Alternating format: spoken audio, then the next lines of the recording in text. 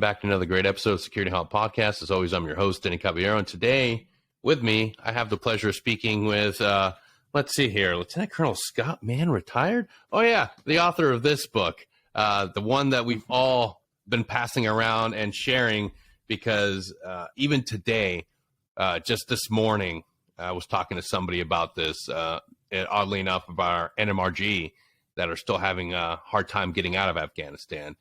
Scott, thank you for joining us today. This is an absolute pleasure to have you on the show.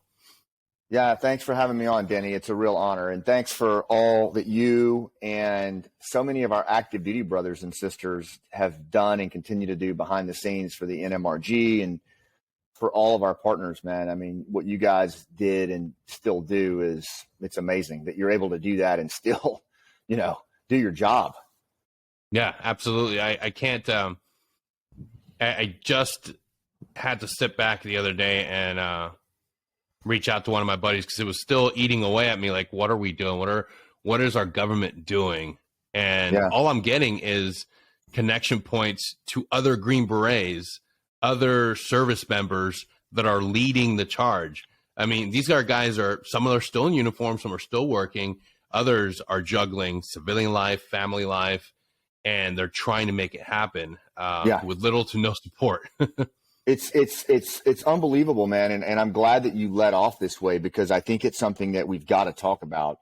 There is a whole host of issues surrounding this abandonment as it's affecting our force, as it's affecting our families, as moral injury, mental health. There's a whole host of things there I think we need to dig into. But you also alluded to some other things, which is like the loss of revenue, the impact of stress. But at the end of the day, what this really comes down to is this was, in my assessment, a massive moral injury, particularly on the Special Forces population, because it runs so it just runs so counter to what we were trained from the time we went to Robin Sage. And the fact that no one's talking about it, no one's owning it formally and just saying, yeah, that was bad. That was wrong. We got to fix this. It's literally a page flip. I don't think that sits well with Green Berets and special operators, Gold Star families, anybody who does partner work seriously. And so, yeah, it's a real issue. And if we don't deal with it, it's going to get bigger. Absolutely. At the core of a Green Beret is somebody that has been honed, crafted, taught, mentored, developed to understand the importance of the human factor, to build those relationships, to be able to go into whatever foreign country and to establish and people outside of our realm hear rapport and building relationships, and they think it's a very just frivolous thing to say, and it's not. I know that I have had really solid friendships in certain countries in Latin America with individuals that I worked with because we go there back to back to back. And when you go back and now you're in a different position and you need help with somebody in this portion of the country, you're going to reach out to those friends.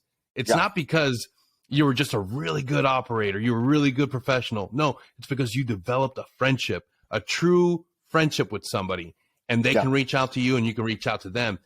And at our core, we've now lost the ability to say that, man, like our cred, our street cred, our word, like for a lot of us, a lot of hard red-blooded Americans, you always say, what? My word is bond.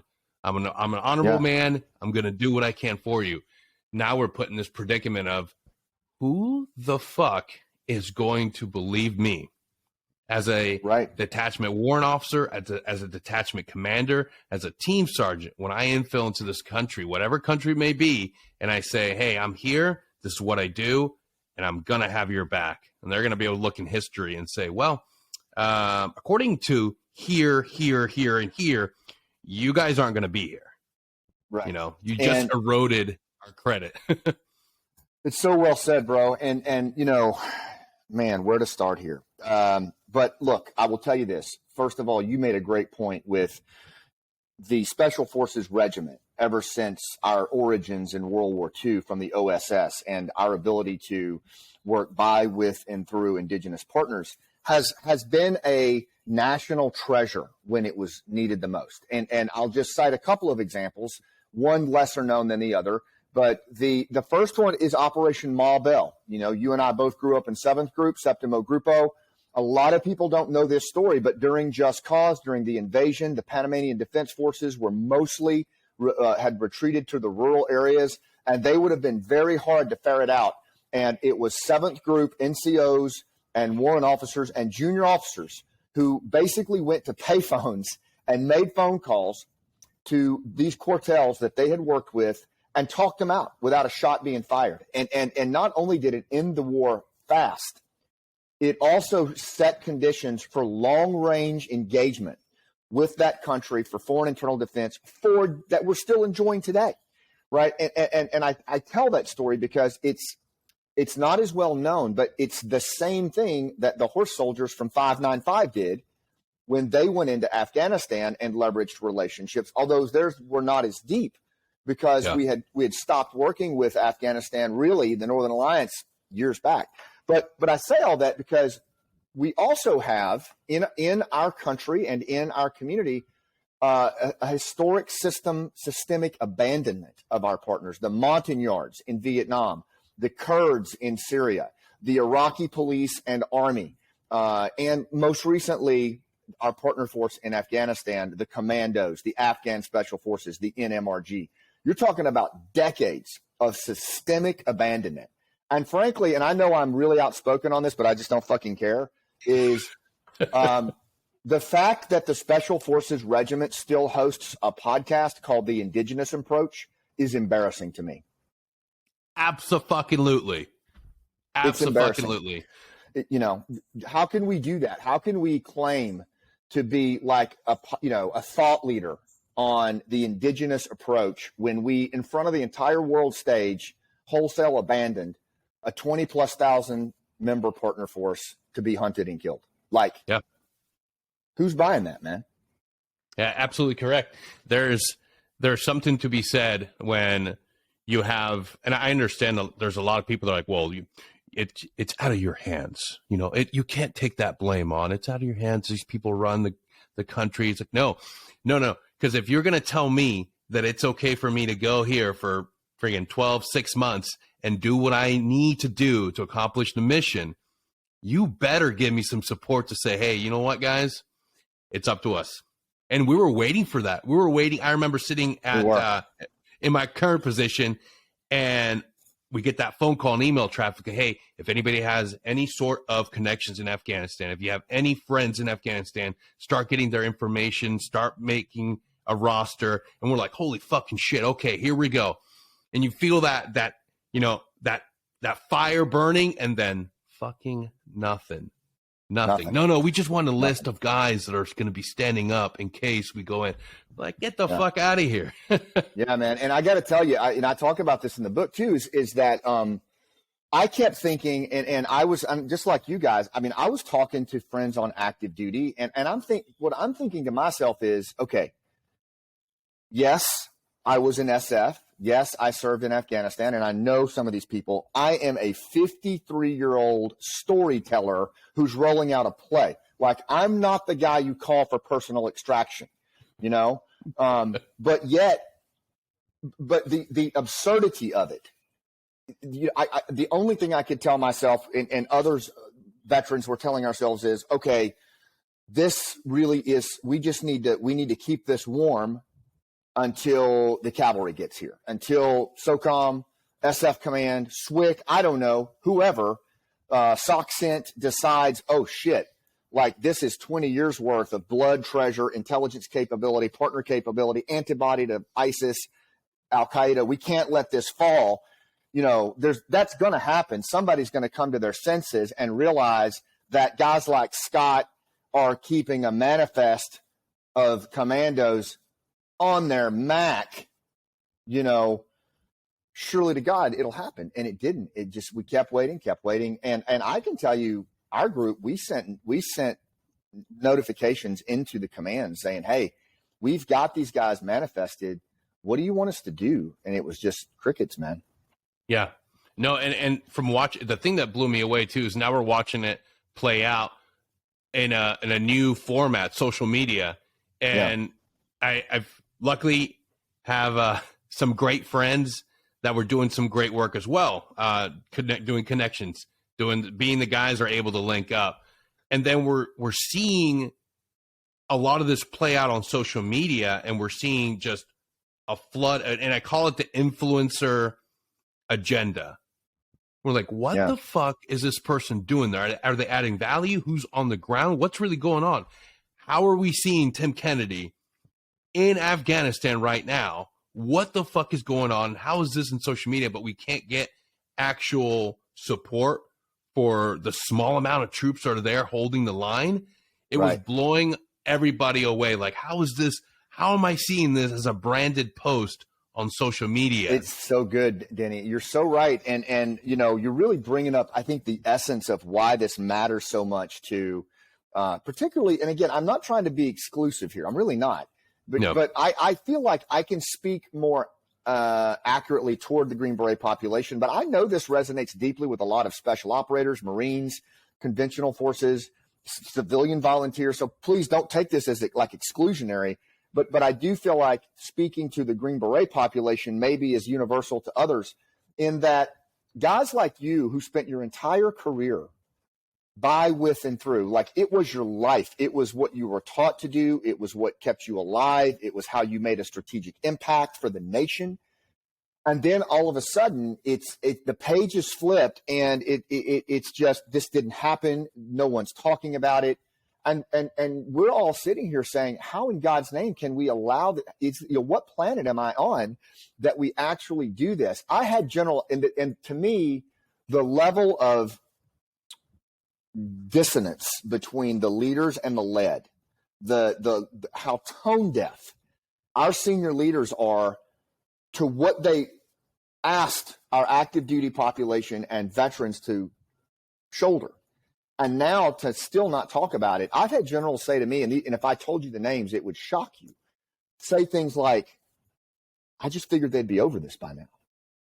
Or why are you guys talking about betrayal? It makes you look like victims. Knock it off. You know, and it's just, it's so tone deaf. And then they scratch their head and wonder why you have 50 SF captains leaving, you know, in a year. And even more senior NCOs. So I don't know, man. It baffles me that not only is there this tone deaf nature to it with our senior leaders, but recruiting, retention, public trust in the military is in the toilet. And SF, who's supposed to be the premier partner force in the world, or the premier partner experts, it's as if it never happened. Yeah. Yeah. It is one of it's built like a Hollywood movie. It's built like a sci-fi movie that now it's all too real. And the effects it's having on our force is plainly, you can walk into any team room, you can walk into any battalion right now, and you can see that effect on every senior leader. Because now I got to try to sell this to the rest of my teammates. Right. How do I do that? How do I go in there? Yeah. Talk more about that, because I think that's really important. I mean, what are you seeing in that regard? That's the biggest thing I'm seeing is and I always take a look at it as the parents in the team room. Your core, your senior leaders in that team room are now having to sell this idea that it won't happen again. It couldn't possibly happen again. And the younger guys are very impressionable, and they already see that, no, like we're not going to be able to recover from this. Like, this is not something we as a premier partner force, we can't recover from this. Yeah. Like, this is another stain. And the fact that our leadership at the highest echelons are saying that it doesn't matter, people are going to forget about it. No. Educated men and women study their history. Educated professional soldiers study their history. I don't have faith And I am not going to put faith into a system that has continued to do this time and time again. These were not just regular run-of-the-mill warriors. These were Afghan Green Berets, Afghan Commandos, Katehas. This is a partnership. Like, you bleed with these guys. Yeah, man. You know, I had my own team of Katehas that I worked with, my own little support by fire element, that you become family with those dudes. You go in and go out every single night, and they have your back, you have their back, and there's a sense of honor and pride when you work with the premier force in Afghanistan. And you see the writing on the wall right before you're leaving of, holy fucking shit, they're going to take our Katehas and make them the fucking stopgap for everything, because they're the best trained. So they figure they can just take them wherever they need them. And I just remember seeing these guys, the best that you could have, where it's a precision tool. But before we left, we were the last rotation to get, COVID came right after us. The guys that came after us got COVID lockdown, and we knew our partner force was going to be utilized as, a stopgap for everything that's going on. Every little fire just flying around the country. And when the reports were coming out of what they were having to do to survive, and ultimately how they, a lot of them were massacred. Yeah. Because they were the only ones willing to fight. Yeah. That fucking kicks you in the gut. Yeah, man. That is the worst feeling on earth. It's an injury on the soul, brother. I mean, it's an injury on the soul because of everything that you just said. And I know so many guys listening to this right now, because I've talked to so many of them like you, they feel it. And, I want to just share with you, this was a LinkedIn message I got from a guy, I'll call him Paul. He's an SF-18 Alpha.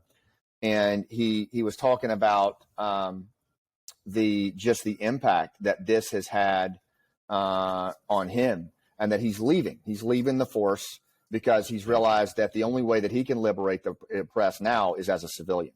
And he goes on to say, I don't know if you coined the term wholesale abandonment, but it's spot on, as well as your assessment of the careerism and lack of trust in senior leadership. And I say that representing at least 50 SF captains that are leaving the force alongside me. And, I know that's a little bit anecdotal, but I know right now, USASOC, SF Command, they're trying to look at their numbers. Retention is in the toilet. And it's like you said, the young guys look at this, they see this for what it is. And, it's to think that this doesn't resonate with our force. The other thing, too, is I think that the veteran population is always a barometer for particularly the SF community. Right, because we're very connected to each other. And when you have this level, there's a poll out that says that 73% of Afghan war veterans are feel betrayed, and 67% feel humiliated. Now, when you have those kinds of numbers feeling that way, of course your recruiting and your retention are going to be in the toilet.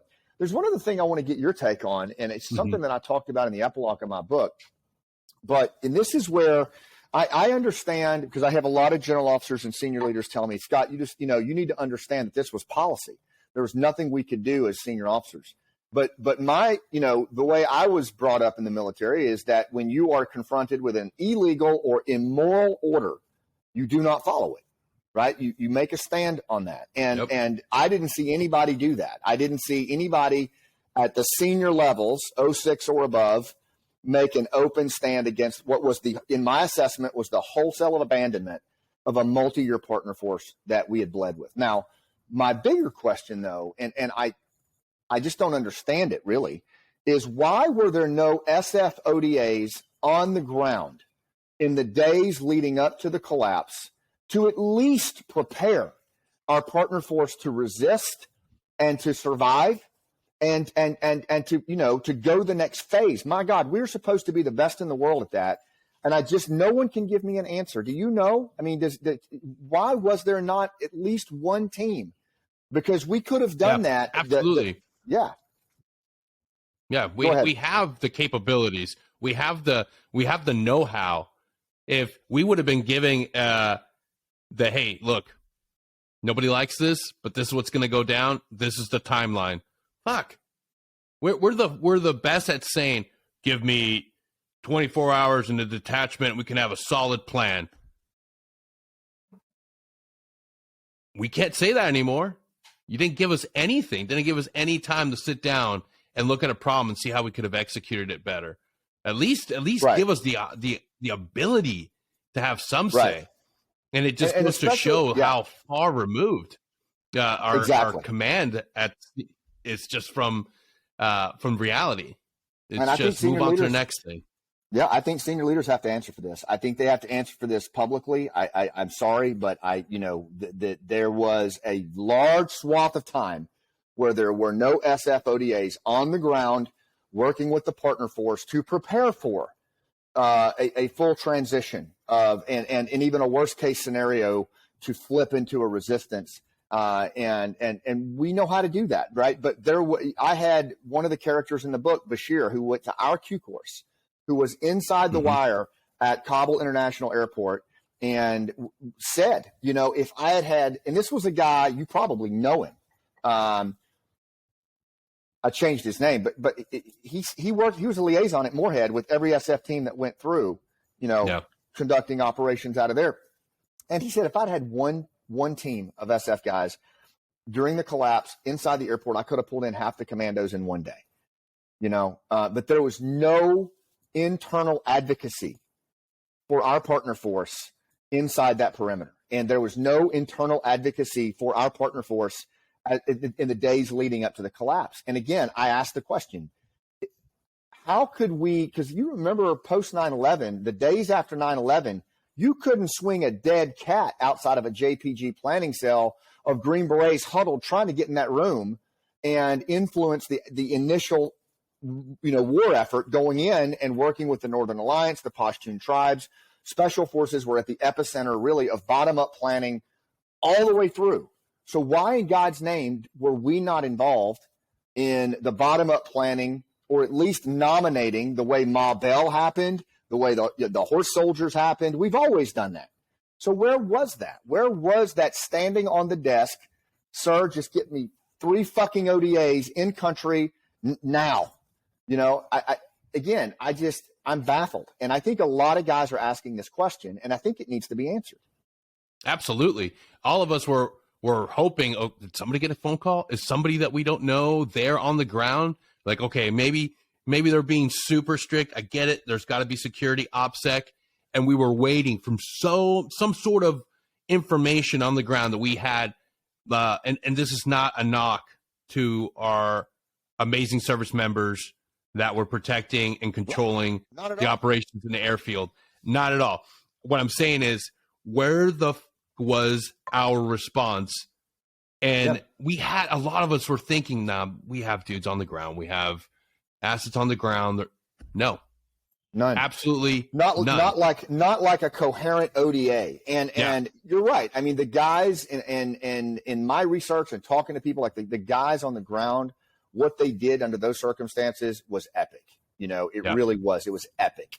And really the reason I think the volunteer groups emerged, and not just Pineapple, but Team America, what you guys were doing, the active duty guys working the NMRG, it was all to basically play a position in support of the guys on the ground too, because we knew who they were, where they were, and they trusted us. They being the at-risk commandos, special forces, and we could present them responsibly at given points on the gate and help the guys on the wire, pull the right people through. And I think that was in my opinion, in my assessment, a reasonable application of a private partnership, private public approach. It was truly Soft for Life, right? Soft for Life, really coming in and playing a responsible position. But what strikes me, Denny, is the absence of senior leader acknowledgement, responsibility, and even now, just personal ownership of the reality that what we did was egregious. What we did has put national security at risk. And to your point, how is it going to work for a Green Beret to go into another country and try to tout partnership in a high risk situation, and all the other party has to say is Afghanistan? Yeah. You know, what kind of risk are we putting them at? What kind of conditions are we asking them to operate under? And like you said, I don't see any top cover on this. I don't see any honest dialogue on it.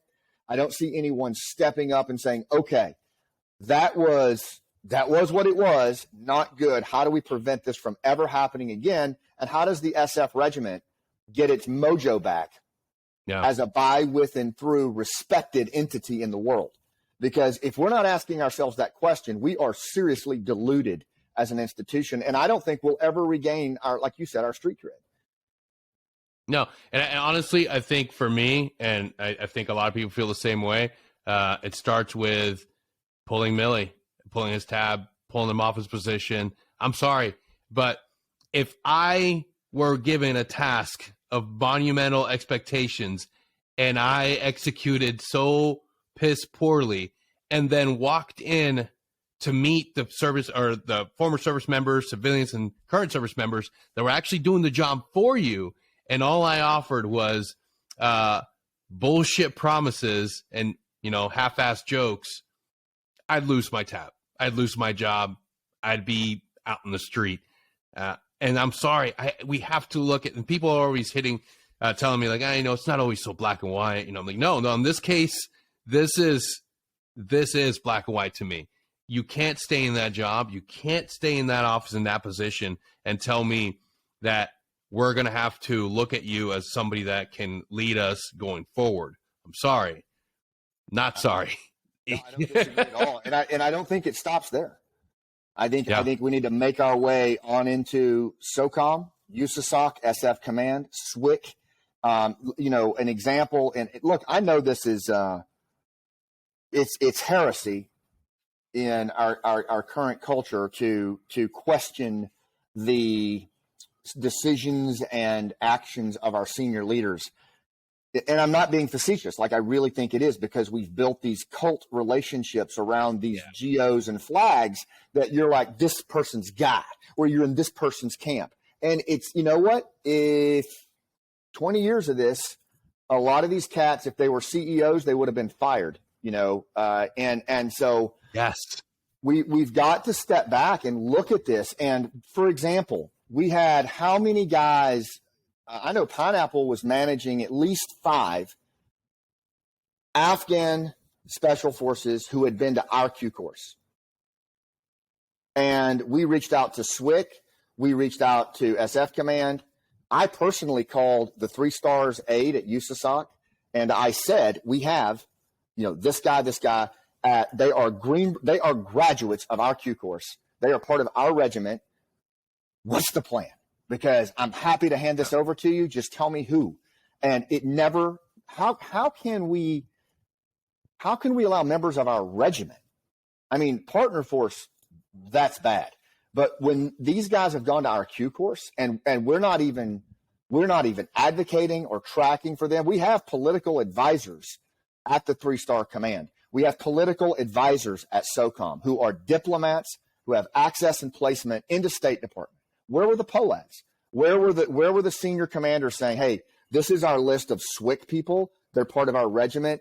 You've got to work them first, or the NMRG. But like, maybe I missed it, but I've pressed hard and I've looked hard, and I just have not seen any coherent effort that took place in that regard. And to me, there needs to be serious accountability around that. Absolutely. I feel like what happened is a massive problem led into panic and chaos, and the best decision these guys had was let it unfold, and within a couple months this will just wash over and people will forget about it. I'm sorry, you don't fucking forget about people falling off a fucking aircraft. You don't forget about the people you partnered with for over 20 fucking years. The people that you shook hands with, the culture you learned in order to go back there and continue supporting them year after year after year after year. And oh, wait, the amount of repercussions that this is having on our force now, as far as mental health crisis and issues at home, It's gone through the roof. So now you're dealing with a multitude of problems, all because our leadership didn't want to pony up and say, all right, it's time to put on our Green Berets and be actual real Green Berets and do our craft, do what we've taught you guys to do. Instead, we got into this idea of like, just walk away, just let it go over.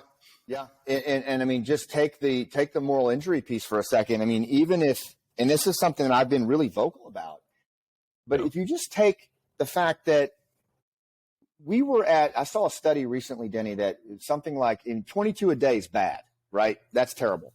But there's another study that shows 30,177 suicides. This is about a year ago, with active duty and post 9/11 veterans. 30,177. And 7,000 plus KIA is terrible, but a lot of those 30,000 are also KIAs. That in my assessment that happened. You could walk it back to battlefield TBIs, post traumatic stress, a range of things. But the point here in all of this that really bothers me is that when you look at that number, and a lot of those happened in the last 3 years, and then you look at 73% of Afghan war veterans feel betrayed, 67% feel humiliated. There's been an 81% spike in calls to the VA hotline. That is the devil's cocktail, man. We're on the front end of a mental health crisis, I think, particularly in the special operations, even more particularly in the special forces realm.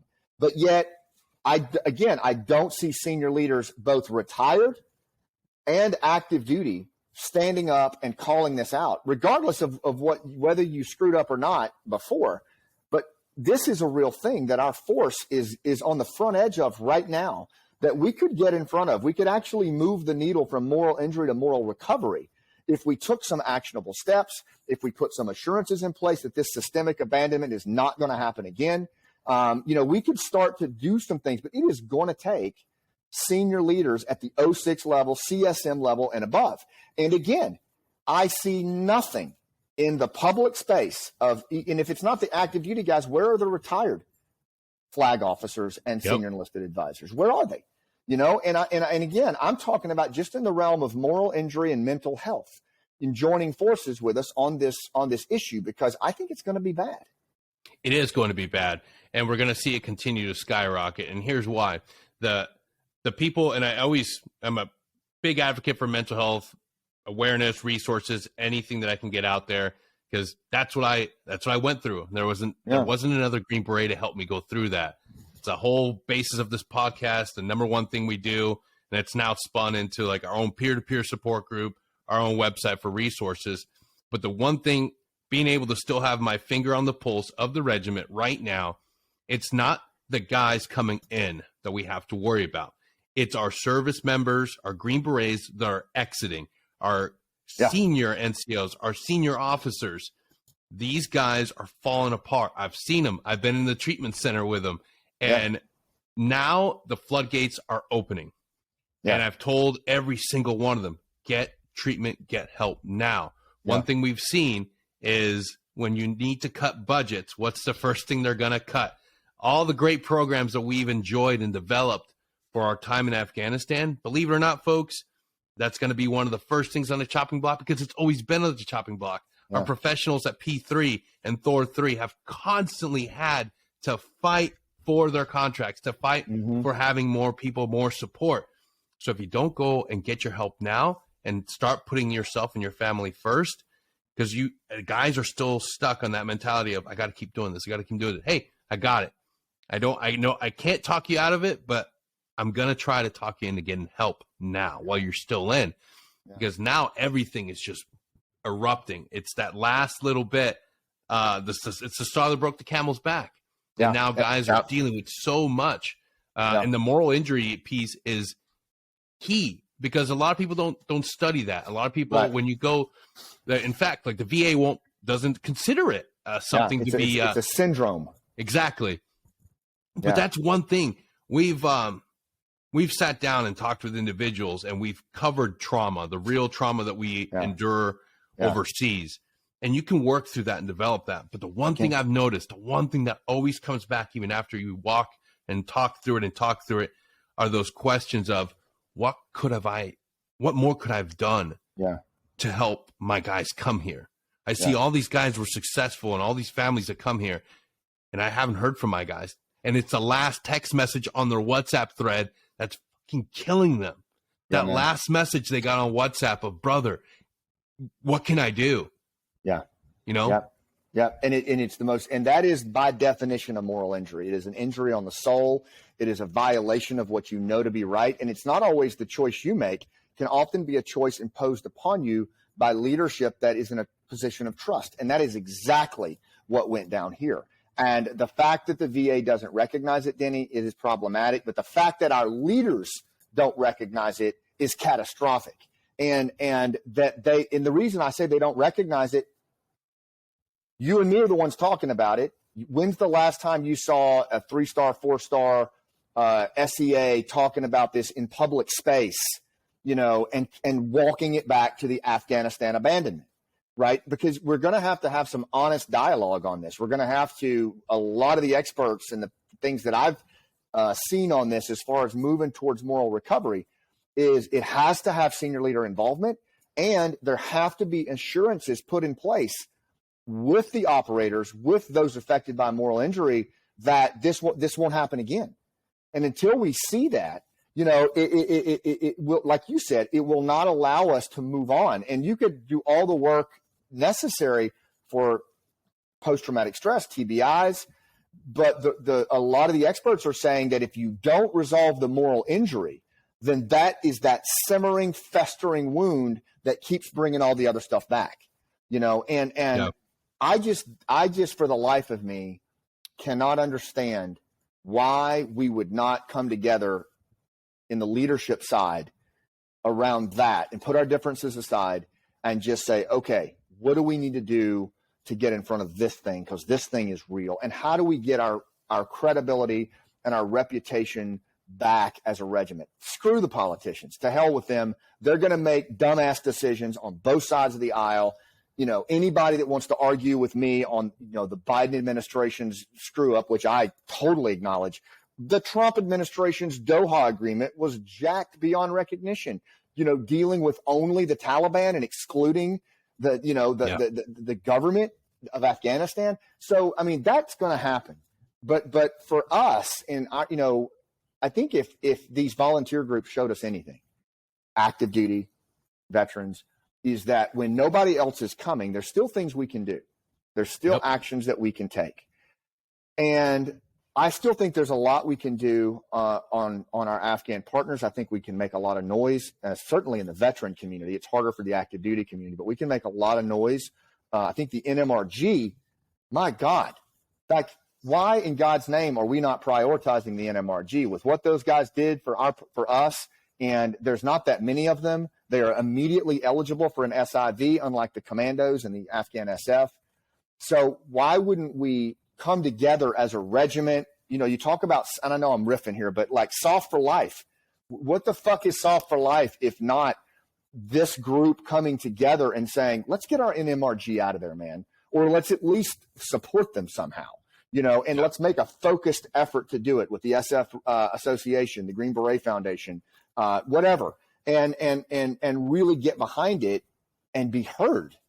But I don't know. I think that's what bothers me more than anything, is that it's as if we're all just kind of running in different directions. And I think that has an impact on our force too, is that we look around and see that and we see that I guess everybody's okay with this then.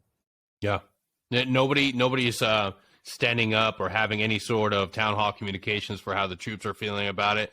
I mean, this is something that is on everybody's fucking mind. Everybody I talk to continuously, it's not going away. It loops right back around to this, and it's not going away. Not going away in our community. Like and the thing again, and this is why NMRG is so prominent on everybody's mind, because it takes a special person to go through and choose to fucking look for mines in front of your element, and to do it rotation after rotation after rotation, to where you develop rapport with the teams. Which team is where, and you see the guys coming back, and you hear the stories of that last team they were working with, and when this guy passed away, and there's a connection, there's a family bond with this small unit that's constant. They're kitting up right next to you. They're loading up on that bird with you time and time and time again, and it is a deeply, deeply painful cut to look back at those pictures and see those guys and have to wonder every single day, you chose to do the most dangerous fucking job to keep me and my friends, my counterparts alive. Yeah. And we couldn't even fucking get you into the airport. No. Like, fuck. Or at least, even that we couldn't help you survive and resist. You know, I mean, I'm like you. I think we should have gotten them all out. But even now, if it's like, okay, how do we just help them resist and stay in the game? You know, there's no coherent organizational conversation around that. And that's why when I hear like SF for life and soft for life, it's like, kiss my ass, man, because it's just empty words, really. I mean, because what better thing for our regiment to do than to start with the NMRG? And how do we help the NMRG who are here? How do we help the NMRG who are not? Like, that could just be a central question that we rally around. And I'll give you an example. There's a guy named George, and I Pineapple interviewed him. He's in Fayetteville, North Carolina. He's a Green Beret. He's extracting people. The only difference is he's in his 80s. He's been extracting Montagnards for 54 years and helping them resettle on farmland out there in North Carolina. And this guy is you got to interview him, man. He is astounding. But I think what it shows is our guys are never going to let this go. They're never going to let this go. This is going to haunt them. I've interviewed CIDG guys who worked with the Montagnards, and they openly weep when they talk about the abandonment that happened. And only George is the only guy I've found who doesn't. It's because he's working the problem. But it's never going to stop. Our guys are never going to stop. But like, a lot of our guys have lost their jobs. Their mental health is in jeopardy. They're using their personal checking accounts to tackle an Uncle Sam size problem. And, the question I would ask, Denny, to anyone listening to this, and I hope some senior officers and policymakers hear this, is knowing that these guys are not going to let this go. How much longer are we going to let them carry this load? I mean, haven't they carried enough? You gave your whole youth to this war. You gave so much, and so many of our 7th Group brothers and the other guys in the regiment and the SEALs, they gave what we asked them to give. And now we're asking them to carry the load of sustaining a partner force with their fucking pension fund. Yeah. Who does that? And how do you even live with yourself as an officer or senior enlisted advisor, knowing that that's happening? And if that pisses you off, I'm sorry, but it sure as fuck haunts me. And I don't understand why we're not talking about this more as a community. And again, just setting our differences aside and saying, how do we fix this? How do we help these guys hang up the phone? How do they hang up how does this end for these guys and for us and for you and for me? How does this end? Is it George in your 80s, still trying to keep people alive? I don't know, man. What I do know is that we can't just let the page get turned on this, because if we are serious about our regiment and our strategic relevance in the world, and I believe we are very relevant in these times we live in right now, more so than ever, partner work is going to be at the epicenter of national security against both violent extremists and near-peer threats. And we are fucking it up left and right. We are a joke. We are an abysmal joke to partnership in national security. And I don't know, man, we can't go silent on this. No. And like anything else, we have to, like, the values and the tenets of special forces may be a joke to them. They might have outgrown them, but guys like us, we internalized it. I know the human factor is more important. Yep. We're not going to get our way. We're not going to work our way out of this by just relying on tech or relying on words. No. It doesn't work that way. It's working like doing this, like building your own mental health support out of nothing, because you realize that the number one thing that's going to get somebody in the door to that therapist is a peer-to-peer support network that can show you what healthy look like, that can tell you like, hey, you don't have to turn to the bottle. Hey, the stress you're bringing home, the PTSD you think is only affecting you, no, there's secondary PTSD, and your wife and your kids can pick it up. Like, all the things that have made us successful as Green Berets are going to make us successful in this endeavor. Not giving up. True. And not being willing to take no for an answer. And I've been out getting for 10 years now. And I can tell you, I had a great run in SF. I did my career in it, 23 years. I was selected for a battalion command, and I turned it down because it wasn't an SF command. It wasn't it was a MIT team. And at the time, the MIT teams were all the rage, and they were putting SF guys on them. But I just, I didn't like where things were going in the Army and SF. I didn't like where things were going in Afghanistan. So I retired in 2013, and I spent 10 years in the civilian sector. And your point is spot on. If I've learned anything as a small business owner, a keynote speaker, an author, to complete my midlife crisis, I wrote a play and learned how to act. But you know what was consistent? That's awesome. It's called Last Out, Elegy of a Green Beret. And we're going to take it on tour again here in 2023 because people are hurting so bad. We want to tell the story from the stage.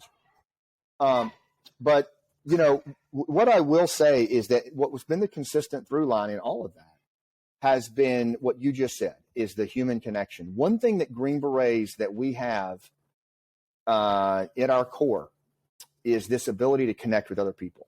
The rapport piece is a real thing. And I teach leadership all over the country, and I teach this human connection approach. So I've done a shit ton of research on it, and even taught it in the Q course at the Alpha Committee. And what we know now through neuroscience and looking at the brain is that humans are the most social creatures on the planet. Like, we sit on top of the food chain, not because we have fur, fangs, or claws, but because of our innate ability to form teams, to build in-groups, to overcome challenges and overcome other threats. And it's those innate interpersonal skills that are instinct that Green Berets turn into skill. So Green Berets typically are great listeners. They're great storytellers.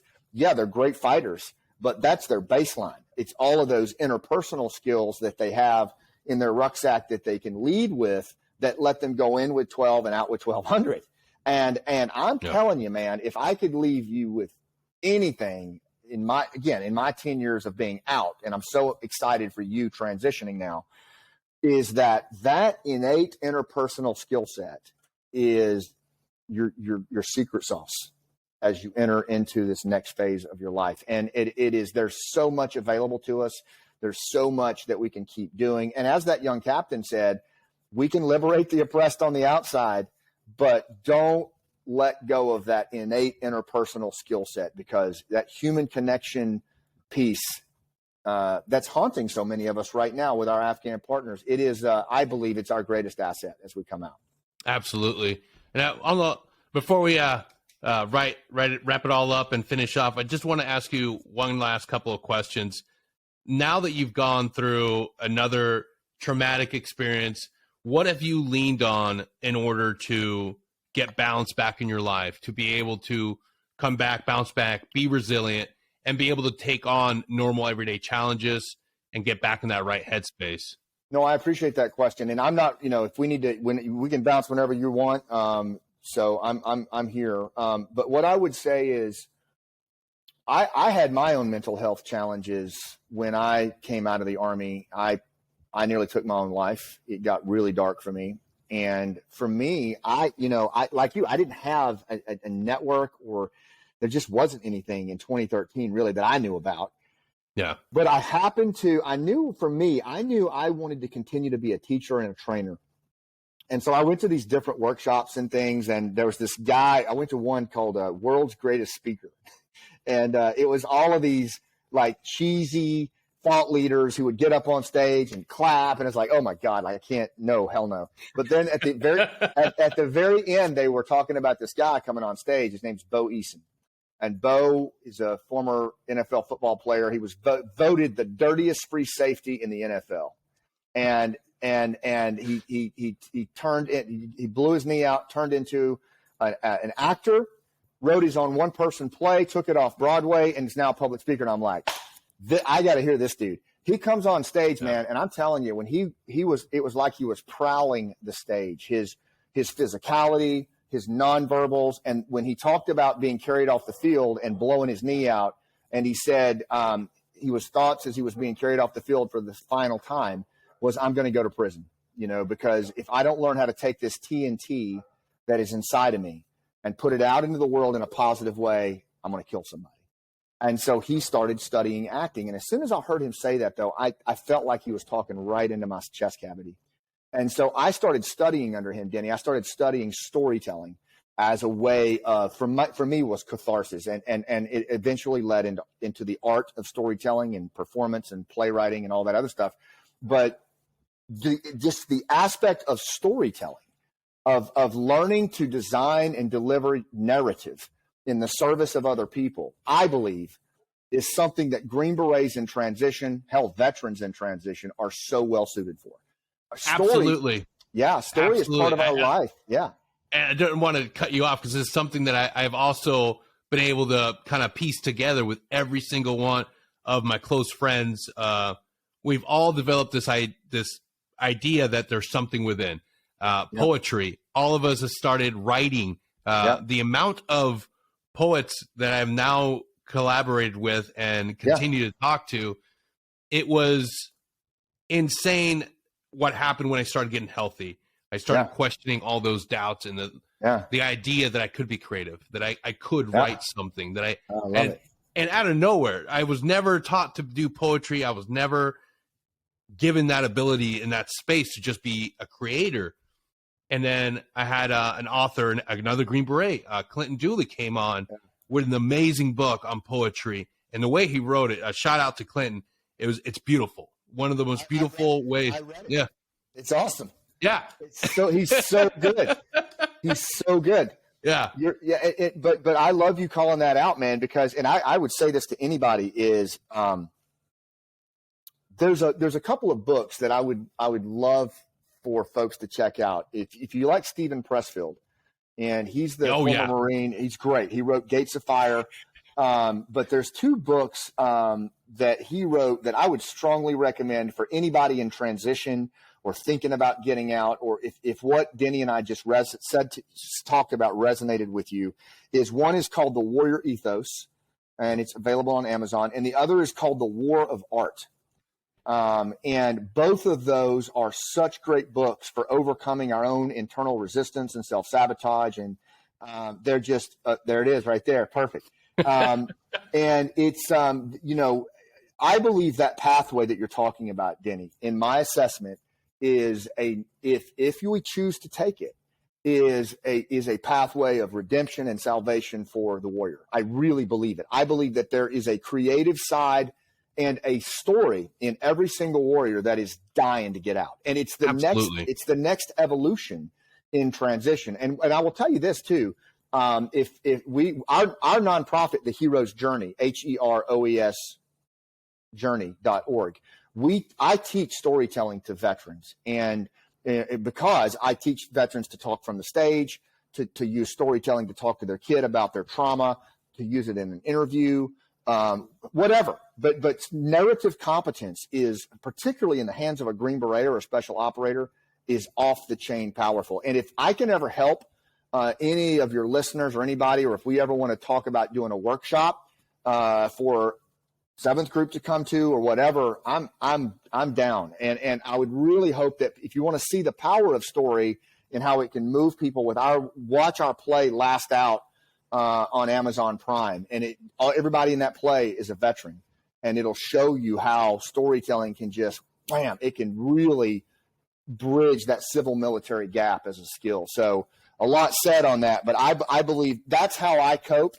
That's how I find my peace. It's how I find my next destination, my next ridgeline, is I really connect closely to story, and I work hard to be a storyteller. And I think all of us probably should. Absolutely. That's one of the things that drove me to start my own podcast. And the one thing and shout out to Brene Brown. Someday I will be able to have her on the show, God willing, put it out there, put it out in the world. There you But go.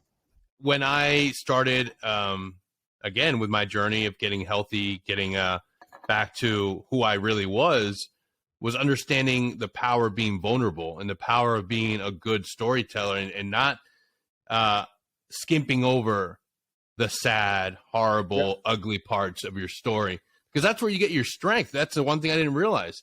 Everybody, Yeah. I thought the entire world just wants to know about the Green Beret, the Special Forces Yeah. Corps, what it Yeah. takes to be that warrant officer. No, nobody wants to see that story. That's a story you can see on every cheesy action movie and TV Yep. show. The human story. How did you get here? How did Denny become who he was? How did, Scott become who he was? That's the truth. Like, that's the power of being vulnerable. You're letting somebody else say, wow, like, that's a human being in front of me. They went through that. Holy cow. Yeah. Yeah. Now I can achieve. Like, why am I questioning myself? Like, I'm looking at this person that's being 100% vulnerable and human. Yeah. Like this. So let me give you an example of how that can manifest in real time, right? So you talked about the Special Forces story versus the inside the body armor story, right? I call that the generosity of scars, repurposing your struggle in the service of others, your storytelling. And I've done 3 TED Talks in my life. And the first one was called Rooftop Leadership. It was about basically Green Berets operating, doing village stability, and how that translates into leadership here. I did another one called Surrounded on Purpose that was about thinking like a Green Beret and really getting local. But the whole story is about Green Berets going through the Q course and what they do in combat. And the third talk was called Generosity of Scars. And it was one I did not want to do. It was one I decided at the last minute to do. It was actually about how our play evolved from my attempted suicide and how suicide ideation and how I had come so close to the edge on that. But it was, I hadn't even told my wife or my kids that I was in that place until I'm getting ready to do this talk. And I just lost another friend to suicide. And I decided to, screw it, man, I'm going to talk about it. And I changed my talk that I was going to do, and I gave it. And the reason I'm telling you this is the first talk I did, I think it had, somewhere around like 50,000 views, did pretty well. The other one, like 10,000. The Generosity of Scars has over 1 million views. Wow. And the reason I believe is because it was the one talk that was extremely vulnerable, relatable, and frankly, to me, I felt like shit when I was talking about it. I felt exposed. It felt clunky. It didn't feel, it didn't feel good, but it felt authentic. And I think it was relatable to a lot of people who had never served in SF, some who had. But I can't tell you the number of conversations I've had with people who said, yeah, man, I stood in that same damn closet, and was right there. And that has meant more to me than anything. And I really believe that the things that so many of you guys have been through, it's actually your greatest asset and your greatest stories. And it's actually what will make people feel the safest. It will make people feel what's possible for their lives. They'll see, shit, if Denny's been through that, fuck, I'm okay. I'm all right. I can do this too. I'm not alone. There's a pathway for me. And that's the beauty of storytelling, particularly when you've been scuffed up like so many of our guys have, and you have the courage to tell your story in the service of other people, not this one time at band camp, but like, here's what I went through. Here was my struggle, and here's what I learned, and here's how I changed. And you do that. What happens is the other party, the brain, actually goes into a trance, and it listens autobiographically to the story. And so people are processing their own life in the safety of your narrative. So when you talk, that's why being vulnerable, as Brene Brown talks about, what it really makes you is relatable. And that's what we're all looking for at humans. We're looking for a human that we can relate to. Someone who has been scuffed up, who has been through what we've been through and is on the other side to some degree. And even if you're not, even if you're in the middle of the stream. And so again, what I'm talking about, I spend my entire life teaching and training on this. And I've done tons of research on it, tons of talks from the stage. And I can tell you, if whatever you choose to do in transition, I would highly recommend storytelling being a critical capability that you take along with you, because you're going to own rooms in ways that nobody else can. And Green Berets are already great at it, but now just move that needle from instinct to skill and train on it like a skill. And it's worth it, man. It really is. And you'll heal yourself in the process. Absolutely. There's a power to sitting down and just writing your life story. Mm-hmm. There's a power to writing your autobiography. And the other thing that I found powerful is doing this in a studio session, sitting down one-on-one with somebody and tell me your story. Tell me the story about you, and the power to be able to sit there and hear that playing back, like, holy shit, I lived through that. I went through that. Like, holy cow. I remember the Green Beret NCOs, the senior NCOs and warrant officers that I learned the most from in 7th Group and other groups was watching them engage with people from other cultures at a local level. And they were great storytellers, man. These were iconic warriors who had been through so much. But what I found fascinating was how well they listened and the quality of their questions that they asked. And they were doing it with pure discovery. They really wanted to know how your family was doing since I saw you last, or what was it like going to this school, or tell me what's going on in this village. And they really listened. And you look at our country today, 2/3 of Americans don't trust their neighbor. The disengagement rate of employees in the modern world is 85% and climbing. The divisionism in the country is off the chain. People who have, again, those innate, what I call the Lawrence of Arabia skills, the Lawrencian skills, those are the people that are going to thrive. They're going to thrive because we are in an environment that is almost as low trust as Afghanistan right here in the United States. And what allowed us to navigate those rough environments as Green Berets, if you think about it, was the innate interpersonal skill set. And it's never been in more demand than it is today in the business world. And again, I'm working in just about every industry, and I see such an erosion of trust, such a distraction, such a level of disengagement. It is ready-made for Green Berets and other special ops. It is ready-made, but it's not the log curling and the door kicking that is going to get you the level of social capital that you want on your pathway.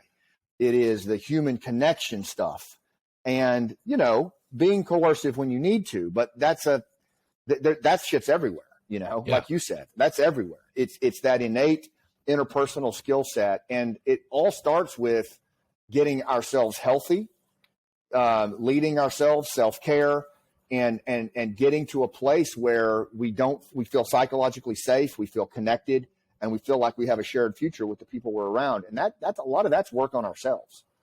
Absolutely. I feel that we used to always joke, Afghanistan's divided by too many tribes. There's no way we can connect all of Afghanistan. It's too tribal. You can't get anybody to sit down and say, well, okay, you might be Tajik, but we're Afghanistans and I love you. Let's come together as a team.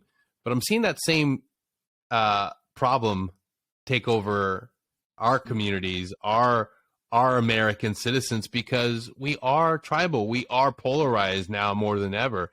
And rather than sitting down and having a civilized discussion, we have these pre-formatted scripts, these reactions. So we react rather than respond. So it's not an actual truthful, honest conversation that I'm sitting down to. I know that if I'm engaging with somebody that I don't know, I'm more mindful and I'm more aware than normally talking with a friend, because I know I have to let that person kind of just warm up to the idea that I'm just a human being and I'm not sitting here with a pre-formatted reaction point. I'm waiting to respond. I'm going to engage, listen, and be open. But I'm seeing that now more than ever because we're so used to this keyboarding, and rather than engaging and sitting down, it's such a weird new age that we're in. Yeah, it's really insightful on your part, Denny, and your observation and your framing is spot on. And my podcast that I talk about, I actually, our focus is on helping create an upswing of social capital and civil society. And that's just a lot of words to basically mean how do we create bridging trust at a citizen community level from the bottom up, the way that we did that in places like Afghanistan, Colombia, and other hard places. And, so in order to do that, I think one of the advantages that we have in our line of work is that we understand and appreciate human terrain, right? We work with human terrain all the time. But it turns out that there's a lot out there on human terrain that is available to us that we're not leveraging. For example, you just hit on this about the tribalism. By definition, humans, we've been around for 250,000 years, and liberal democracies have only been around for a couple hundred years. And so our biology is almost probably 80 to 85% nomadic, hunter-gatherer, status, primal biology. And at our core is we form in-groups that oppose other groups around scarcity and status. Full stop. Doesn't matter culture, doesn't matter language, doesn't matter religion. When the shit gets real in life, we get tribal and we withdraw to our in-groups and we go shoulder to shoulder with the people who look like us, think like us, and we've been doing this for 250,000 years. And when you look at the amount of fear and anger that our so-called institutional leaders across all spectrums have fomented in this country, what they've done is they've actually brilliantly sown the seeds of shadow tribalism right here at home, because there's so much fear around scarcity and status, scarcity of resources and status, that people are looking around. And what social scientists have always said keeps a democracy together is trust in each other, trust in our institutions, and stories that bind us. How are we doing on all three of those, right? They're all shit. And if you walk it back, look at how leaders talk today, institutional leaders. They talk about small groups. They talk about factions, which is even worse than tribes. Factions are even harder. But we're all in some little in-group, right? And you don't see this bridging mentality, this bridging vision, this bridging narrative, out of many come one. When's the last time you heard that? So there is an undercurrent of shadow tribalism in this country that is permeating everything we do. So if you're going to start a business, if you're going to give a keynote speech, if you're going to go into a new job, we have to understand that people, the average attention span of an American is 8 seconds. We have to understand that 85% of the employees are disengaged, including the bosses. And we have to understand that 2/3 of Americans don't trust your neighbor. So that's what you're walking into. So if you have a chip on your shoulder, or if your approach is straight up coercive, you're going to create insurgents all around you. But if it's really looking at the human terrain and recognizing, like, oh my God, like this is the perfect opportunity to just connect with people and listen better, tell stories, engage at a local level, you're going to own every room because people are starving for it. So I really believe that the timing and look at the access that we have to information like podcasts. You can create your own podcast. You can build your own tribe. There are tons of opportunities, but in my assessment, they're the opportunities that Green Berets and other special operators understand. And It's our leadership, I believe, that is going to make a difference in this country. I think the country is really heading down a very, very bad path towards shadow tribalism, organizational collapse, perhaps worse, if we don't get some solid leadership that bridges across these in-groups and out-groups. And I think that's what veterans did with Pineapple, Dunkirk, and all these other volunteers. We showed, hey, this is what leadership looks like when everything's fucked. Yep. So I don't know, man. I'm actually pretty optimistic. I really am. And it's mainly because I know the quality of our Green Berets and our special operator veterans. And there's a lot we can do. And I believe it in my heart. And I believe that but we've got to step into the arena and do it. And I don't think the journey ends when we leave the military. Oh no, it only begins. The next phase. And that's when I'm a big advocate and mentorship, continuing to give back to community integration. We have this idea that the warrior class and our civilian populace are two different groups and we should be separate. No. You reintegrate. It's always been that way. We've never seen a society where it's like warriors, you're cast off, you never reintegrate. No, you've done your time. It was amazing. Now reintegrate to your local community. Bring all those great tools and assets and bring them back to your community. Yeah. Get involved. Talk to your neighbors. You can't sit at home and be depressed and isolated and wish you were back in that platoon. It's not going to happen. But there's 5, maybe 10 people near you that have the same hobbies, might have the same interests. All you got to do is, take a deep breath, center yourself, take that first step into being vulnerable and say, hey, how's it going? I just moved in. I like golf. I like doing the X, Y, and Z. There's so many ways to connect. And you're not only doing yourself a disservice by staying home and isolating, you're doing your community and the people out there another greater disservice by not giving them what you've developed, the leadership abilities, your personality, just what you bring out to the world. Go out there and connect and make that community better. It's going to be good for you. So good. And the honest to God truth is the nation needs it. I mean, the lack of leadership in this country right now is staggering. And again, I look at the veteran population as our moral compass, that we really have always drawn from. And if you check yourself out of the game, even if you just pull your punches or whatever, I mean, I get it. And I certainly get the argument for it, but I think you're not only cheating yourself, I think you're depriving us of your gifts. You're depriving us of the amazing things that you can bring to not just the community, but at a national level. I've seen so many, bringing it back to art, I've seen so many veterans, special operators going into the world of art. And I just think that art is sorely needed in the country today. Yes. I think it's a way to not only heal ourselves, but to connect us. And it doesn't matter if I have a business that I run in a job, but I tour the country with my cast, and once a month we perform this play, and we perform it for citizens and veterans and Gold Star families. And not only is it therapeutic for me and the cast, but it also, when we're done, man, everybody sits in that room and everybody's just breathing, and everybody's breathing at the same time. And we have a talk back, and veterans are talking about their experience, and Gold Star moms are talking about what it meant to reflect on their son's life during this play. And citizens who've never heard the crack of a round are listening to these wounded warriors in their community talking about what their experience was. I mean, shared perspective is one of the greatest forms of social capital in our country, is shared perspective. And I believe that's what veterans really offer is, again, I know I'm prejudiced toward Green Berets, but we are good at getting shared perspective. We are good at being catalysts and connecting disparate people that would never be in the same universe together, but yet we can bring them together and we can create solutions out of thin air because of our ability to connect these weird ass people and eclectic people and put them together.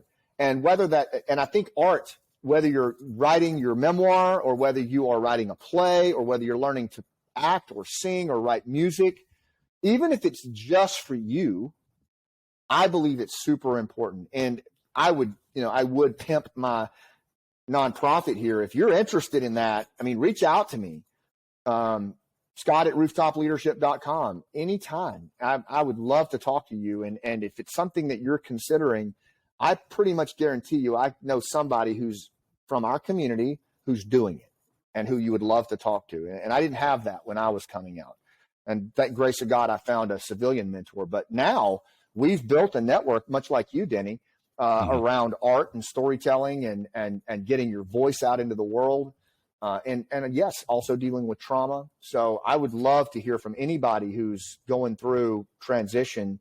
Hit me up and let's see if we can't get you connected to somebody that can let you go deeper on that. Absolutely. And if for those of you listening, I will have this up and running on our website. So it's an easy link for you to follow and be able to connect with Scott. And I think that's one of the most important things that we owe to ourselves once we exit. And that's to dream, to start dreaming of something worthwhile. I was digging into Simon Sinek's Start With Why and Find Your Why. Yeah. Early on, while I was still at Laurel Ridge, because I had gotten to the point where I didn't have an identity. I had taken off the uniform to go to that mental health clinic, and I didn't have that beret. And now the doctors are trying to slowly pick apart. And then after they pick apart so much, you're just sitting there and like, well, if I'm not that, and I'm not that either, what the fuck am I? What the fuck am I? That's so true, man. God. And it was just sitting there having to, and thank God you could get Amazon delivered, because I started buying so many books to start reading to try to figure out, why did I choose this? Why did I go into this? What's the whole idea of being a hero, being a warrior? And come to find out, like, it was none of the things that I thought. It's the deeply caring, the nurturing, the person that wants to help and inspire others. Those were the core tenets. It was that, and that's who you are. Like, that's who you are at your core, and that's who every Green Beret that I've ever worked with. That's who they were. Every special operator I ever worked with, that's who they were at their core. I mean, these are men and women who would literally, like, take the shirt off their back, not just for me, but for someone they'd never met in their life. You know, and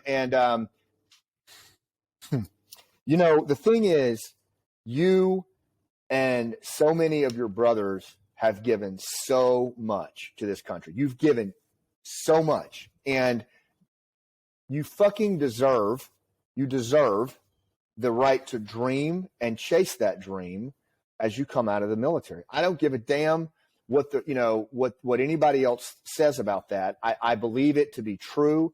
We all have some version of residue in our bodies and in our soul and in our mind, and that residue can either harden or we can metabolize it, right? But at the end of the day, we should not be condemned to suffering because we served a higher purpose. You know, we shouldn't be condemned to suffering because of that. There's a guy that wrote a paper called Residue. I forget his name, but when he said that just hit me like right between the running lights, because I did feel that way. I felt like I did not deserve to feel anything except guilt and why the fuck am I still here? Yeah. You know, and all of these things.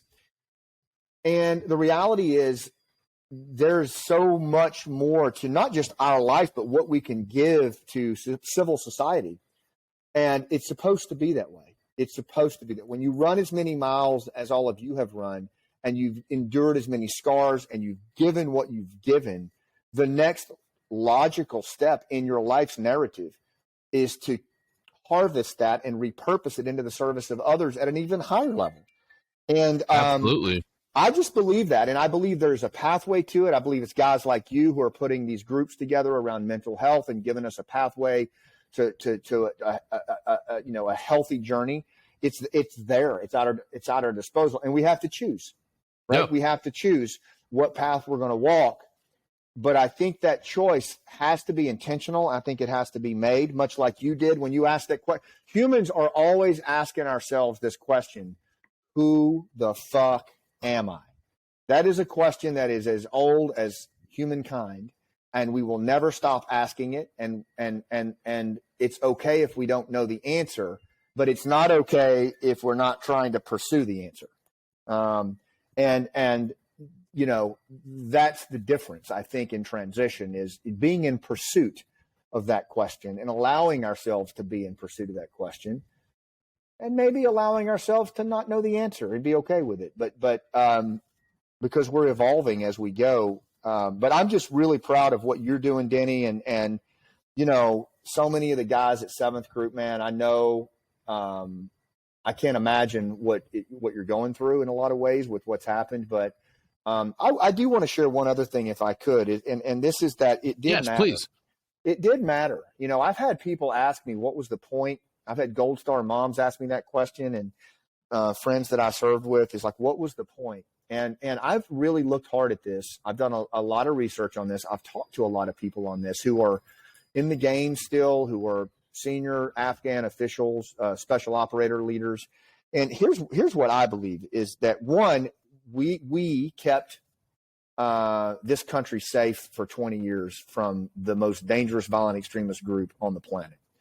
We prevented an unfettered safe haven from existing and striking us actively for 20 years. And the other thing, equally or even more important, is that I think what we're going to see in Afghanistan in the coming years, I mean, the resistance is already manifesting itself in ways that are very impressive. The media is not covering it. Certainly the administration's not covering it. But the resistance is manifesting itself in very prominent ways. I've interviewed people who are in the resistance in country, and I'm looking at the information coming out of there and the special operator networks from our Afghan brothers and what they're saying. And the fact of the matter is, they're having a profound impact. And I think that this resistance is where you will actually see the future of Afghanistan manifest. And the people that are going to lead it, yes, you'll have the Masouds and the Dostums and the Attas, but I also think you're going to have commandos, Kaskatejas, you're going to have NMRG, you're going to have women, Hazara women, you're going to have 8 million young men and women who went to school, and all of that, all of those people were allowed to emerge and evolve in a civil society that was made possible by our blood, our sweat, our tears, the loss of our friends.